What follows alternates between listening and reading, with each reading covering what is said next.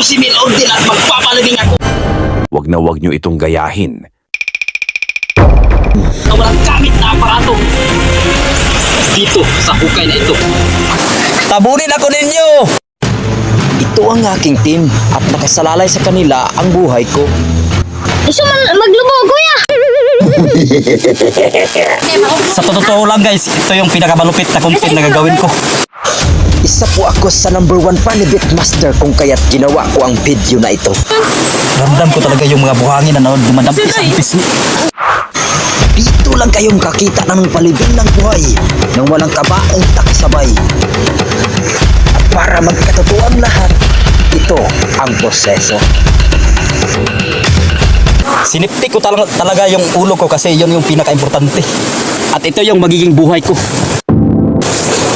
Roger! Kita nakasahin sa kuwan. Panghaw. Tuwin, dito asyok, dito asyok! Oh, dito magbaglabas na. At dito, sinimulan na ng aking team ang pagtabon sa akin.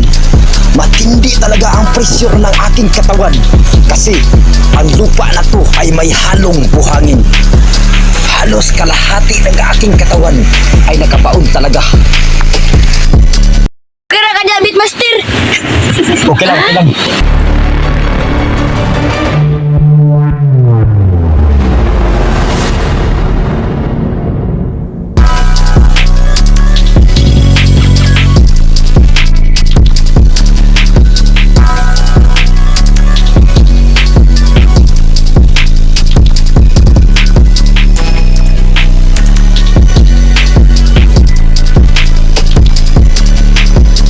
Magdulas ako email dire.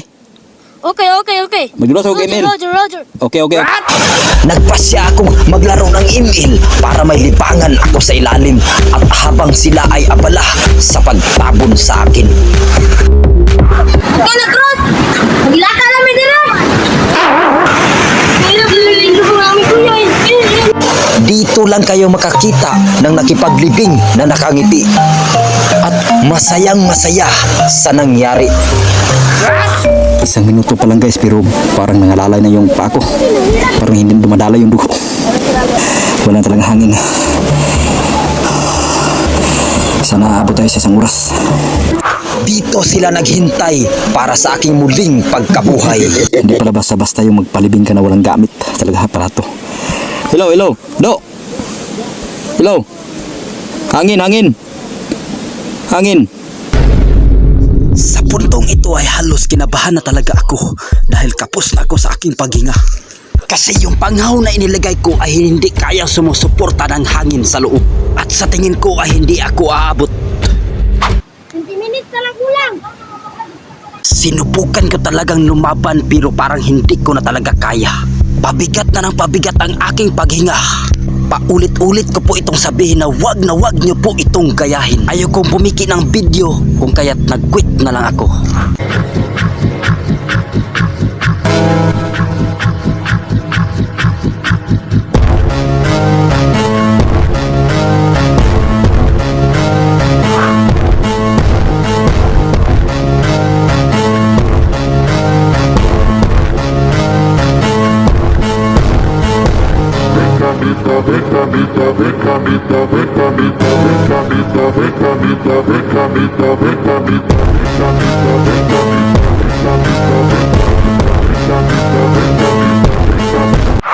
Ito na masasabi ko guys. Biyaya ang buhay kung kaya't may hangin pa tayo na langhap at nasisilayan pa natin ang kagandahan ng mundo. Sulitin natin ang bawat sandali.